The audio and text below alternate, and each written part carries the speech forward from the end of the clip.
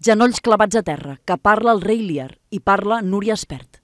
Si el dia que fa 10 el teu cos desterrat encara es troba dins del nostre reialme, moriràs. El rei Lear amb el millor, resulta que el millor és una actriu, doncs una actriu. Per dir-ho amb unes altres paraules, com ho diu la Cerdà, abans ho feien homes i ningú deia res, doncs ara ho fa una dona. Amb el català que feia tant de temps que no se li sentia al teatre, l'Espert comença poderós i dèspot al seu Lear, fins que reparteix el regne entre les filles i tot se'n va pel pedregar. Sort en tindrà d'uns pocs fidels i del bufó, que li dirà sempre la veritat. Qui encara sigui viu comprovarà que els peus tornen a ser per caminar.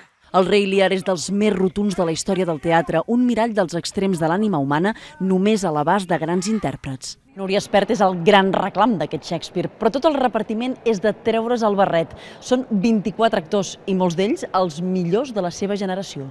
Ramon Madaula, Jordi Bosch, Míriam Iscla, David Selves i Julio Manrique corregnen el reialme Espert. És sorprenent l'energia que té i com aguanta l'escenari, li dona molt de sentit a l'obra, no? És veritat que és un personatge superdifícil de càsting, jo trobo, no? Perquè l'ha d'encarnar un actor gran, perquè és importantíssim per explicar-lo bé, però també un actor que estigui en forma. Si jo tingués els vostres ulls i les vostres llengües veient això, cridaria fins que s'ensorrés la cúpula del cel. 80 anys, quanta gent van a veure les obres amb les mans a darrere i se'n va cap a casa. A poc a poc. Doncs la Núria es casca 3 hores De funció. I amb tot el vigor surt a saludar, moment que esclaten els bravos per la reina. Gemma Ruiz, TV3, Barcelona.